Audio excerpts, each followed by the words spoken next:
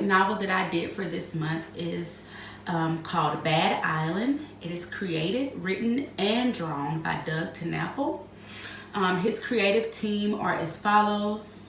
The lead colorists are Catherine Garner and Josh Kenfield. His color assistance is by Ryan Agadani, Wesley Scoggins, Dirk Eric Schultz, William Crawford, Ethan Nicolai, Phil Falcon, Sean Farbolian, Matt Burbridge, Jared Morgan, and Matt Doring. The book is designed by Phil Falco. It is edited by Adam Raw and David Saylor. His creative director also is David Saylor. The publisher is Scholastic. It is 228 pages long. It is a genuine graphic novel. It does fit our model for is the acts, except for the first act was just a little bit longer than probably what is normal, but the third act was very short and the second act was extremely long. So the first act would end with page 101, and the second act would end with page 187, and of course the third act is ending at 224. Okay, whose story is it? This story is, I would say in my opinion, is Reese's story. What is the goal? Reese and his father does not have a very good relationship. His father is wanting to take his whole family on a boat trip, like kind of like a little family vacation adventure. And Reese wants to stay home because he's just really not feeling it. And his dad basically flat out tells him, no, I don't trust you. You're not staying home alone. So he's really sulky about it. He's really upset about it. He does not want to go on this trip, and he does not hide it at all. So his father, all his father wants is to just have a nice family vacation, just to spend time with his family. He feels like they're all drifting away and they're distracted with TV and, you know, the whole everything every parent says about kids being distracted these days. So he just feels like the best thing for his family to reconnect again is to go on this fun-filled boat trip. Okay? Does the conflict in Act 2 support that goal? Yes, I believe it does, because in Act 2, they actually end up getting shipwrecked.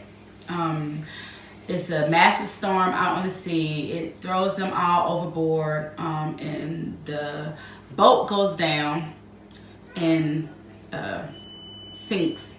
And so they're stranded with like very little supplies on this island. And dad is in a way getting what he wants, because he's looking at it as an adventure, like, oh, you know, as long as we're all together and we're all safe, we're fine and I'm happy. And Reese is like, thanks, Dad. Wonderful trip, Dad. Way to go, Dad. So I feel like Act 2 definitely supports the conflict of the story. Does it have a solid story arc? I believe that it does, because like as I said before, it starts with Reese and his father kind of bickering about this trip that they want to go on, or that his father wants to go on, and he's not happy about it. And they really don't have a really good relationship. His dad doesn't trust him. Reese doesn't feel trusted. He doesn't feel respected. He doesn't feel like his dad looks at him as a young man.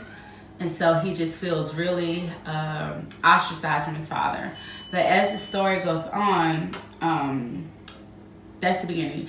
Towards the middle of the story, a lot of different things happen. Like they just go through a series of monsters, and you know, these creatures just pop up out of nowhere and trying to kill them. And his mom and dad are kidnapped, and Reese has to like take on this authoritative position to help keep his sister safe and to eventually go back and rescue his parents as well. So it definitely has a beginning, a middle, and an end. And I think that Reese and his father are probably the ones that they would be the characters that have the most significant character arc and that change throughout this story the most, I would say. Do the story have effective transitions? Do the readers know where and when they are? This story kind of reminds me of the John Amen stories, because it kind of like goes back and forth between present and past. So it really marks out the transitions and the ends of the acts or whatever. So it transitions into the story really well. I honestly think that reading the John Amen stories this month probably really helped me to understand this graphic novel. Otherwise, I would have been really lost when it went from, the old aliens in the beginning to the present time. I mean, the old aliens in the past to the present time, and kind of, roping it all back together.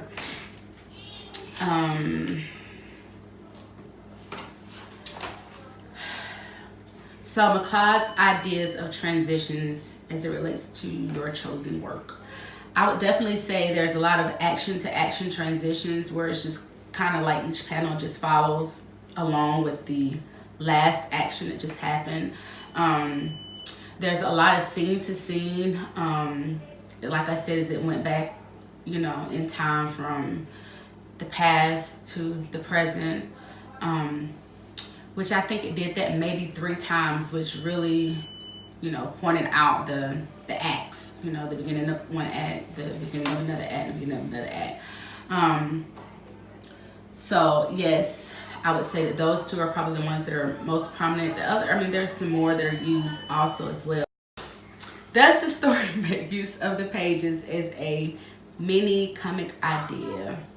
I would say yes. I like the way that the panels are set up. Like on one page, it may have like 4 or 5 different panels on it, and then on the next page, it may just be 2. So I think it really used the panels really well, the transitioning, and as I said, like even the scene to scene and the action to action overall way that the story was mapped out together. And by the way, the graphics in this are absolutely amazing. Absolutely amazing. Does the story make effective use of directional flow? Does the movement of art combined with the layout and text on the page pull the reader through? I guess I kind of answered that before, but yes, like I said, the layout is really good. I definitely felt pulled into the story. It wasn't like all over the place. It wasn't really choppy. To me, it felt like it was just a really good, steady, constant flow. The overall connection of the story, like me as the reader connected to the story, was really good. Like it was a really easy read. It wasn't something I had to kind of like force myself to read. Once I got into it, it's really good, and I really liked it. So do I recommend this to my classmates? Why or why not? Yes, I do. I think my classmates will appreciate this story, this novel, a lot, because it ties in a lot of the things that we've learned this month, as far as even the lettering. I like the lettering in this style of lettering in this book as well. But it ties in a lot of the concepts that we've learned this month, and it is really, really, really good. Would I recommend it to my friends? Why or not?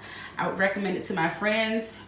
Probably not for the exact same reason, because they're not going to appreciate the illustration and the concepts that we've learned. But it's a really good story. I would actually even recommend it to my children. As a matter of fact, I will allow some of my children to read it. So yes, it's a really good story. I can't say there's really any extra observations that I noticed that I wanted to point out. I guess the only fun fact that I really found in it that I actually said in the beginning is that Doug TenNapel was also the writer, the illustrator, and like he did everything. Like he did it all, which is, to me, I don't think I could do the illustration if I were to do a comic. So I thought that was pretty neat. But thank you for listening to my analysis and my review of Bad Island by Doug TenNapel.